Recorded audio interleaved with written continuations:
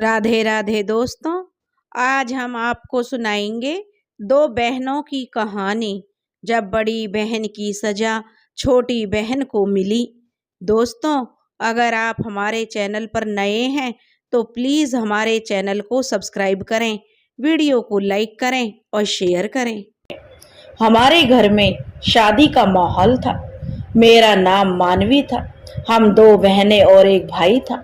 मेरी दीदी की शादी के रात मेरी दीदी घर से भाग गई थी।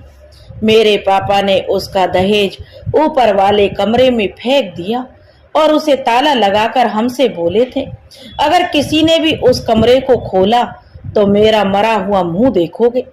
सभी घर वाले यह सुनकर डर गए थे और कई सालों तक कोई भी उस कमरे के पास तक नहीं फटका था। एक रात पापा को दूध का गिलास उस कमरे में ले जाते हुए मैंने देखा तो मेरे जो कमरे में अंदर झांक कर देखा, क्योंकि मैं पापा के पीछे चली गई थी। अंदर झांका तो मेरे पैरों तले जमीन निकल गई, क्योंकि हम इलाहाबाद में रहते थे।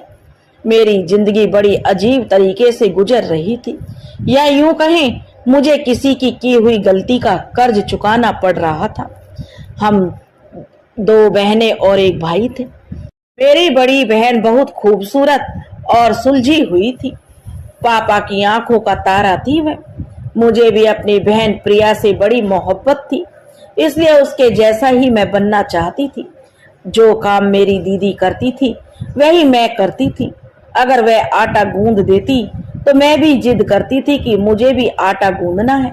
वह खाना बनाती और पापा उसके खाने की बहुत तारीफ करते थे, तो मैं भी हर हाल में खाना पकाती ताकि पापा मेरे बने हुए खाने की भी तारीफ करें। और यही मेरी सबसे बड़ी गलती थी। पापा अक्सर प्रिया दीदी से कहा करते थे कि तुम्हें जो बहुत फूंक फूंक कर कदम रखना है, क्योंकि तुम्हारे छोटे भाई बहन तुम्हारी नकल करते हैं। तो प्रिया दीदी तो कोई गलती कर ही नहीं सकती थी।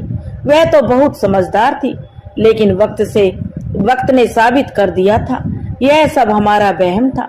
दीदी भी तो इंसान थी और इंसान की फितरत गलत और सही दोनों में शामिल होती है। जैसा कि मैंने पहले कहा कि मेरी बहन बहुत ज्यादा खूबसूरत थी। जैसे ही उसने अपनी ग्रेजुएशन पूरी कर ली तो उसके हर तरफ से रिश्ते आने लगे थे। ऐसा लगता था कि रिश्तेदारों में होड़ लगी हुई है कि इसको हम अपने घर की बहू बनाएंगे, और आए दिन बेफिजूल में वह हमारे घर के चक्कर काटने लगे थे।